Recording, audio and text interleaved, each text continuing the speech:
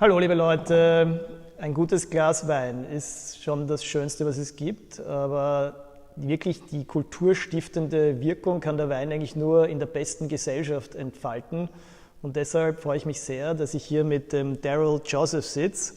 Darrel ist ein Weinschriftsteller und Präsenter und ein Experte für Wein in Südosteuropa und am Kaukasus und international schreibt für internationale Publikationen, also ein echter Experte mit internationalem Format. Und ich freue mich sehr. I'm very glad that you're here. Thank you. Thank you. And can I pour you some wine? We have German Riesling from Espenhof, from our current box in Rheinhessen. That's great. And This is 2017. 2017. Yeah. Thank you for coming. Hey, cheers. Thanks for having me.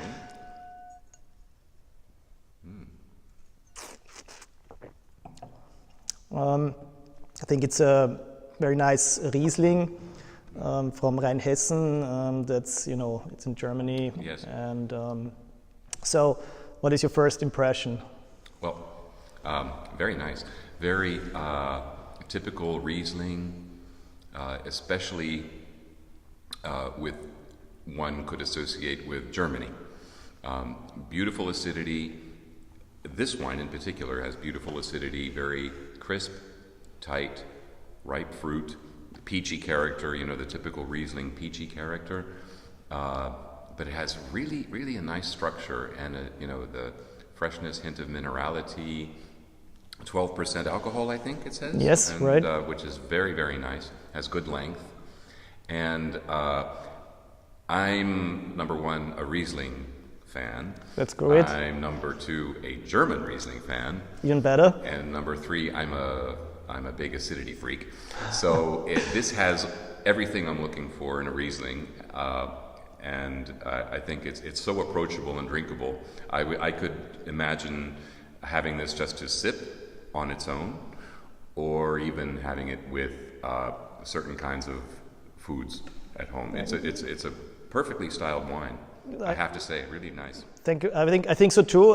It's great. And what I think is always interesting with the German Rieslings, many of them, they have quite pronounced acidity, but also a little bit more residual sugar. They can. And what interests me, for me, it's quite easy to distinguish a German Riesling from an Austrian Riesling. What do you think is the main difference here? Well, I say in Riesling is both, it's at home in Germany, but it's also at home in parts of Austria, like in the Wachau or the Kammtal, Kremstal. It's very much at home here. The difference, what I see when I taste Rieslings from both of these countries, put it very simply, I think Austrian Riesling is more linear, vertical in its expressions, whereas German Rieslings tend to be fuller or a little bit wider, not fat, but just a little bit broader on the palate, maybe with the fruit and ripeness. They don't necessarily, especially today, a lot of the Rieslings that you find in different parts of Germany are, like the Pfalz or even in other areas. Like Rheinhessen. They're dry. They have low residual sugar, so they're also dry. But it just, to me, seems like the fruit is wider, it's broader on the palate. And and it's also still balanced. That's very balanced. And we have great Rieslings here as well, but so. I think it's interesting that they have a different character. Yeah? Well, they do, and that's why I say, if you put it in a nutshell, I think, in my opinion, for Austrian Rieslings, think vertical, think linear. They're more lean in their expression, but their structure is just perfect. Whereas in Germany, they're a bit broader, perfect structure. Very good. Great acidity too, but just a little bit wider, broader on the palate, a little bit, deeper. Great. Yeah, thank you very much. I think this is a very good characterization of this wine, and I love this. And thank you. I'm glad that you came and we're going to drink the bottle now, I think. Yeah. It's a good, it's Friday afternoon and a good time to start. Yeah. And Great.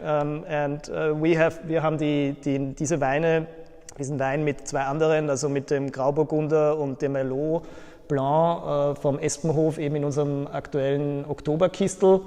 Schaut euch das an, super spannend, schön repräsentativ für Rheinhessen und ja, in diesem Sinne gute Zeit bei den Tagen der deutschen Weinheit. Bis dann, ciao. Thank you. Thank you. Thanks a lot.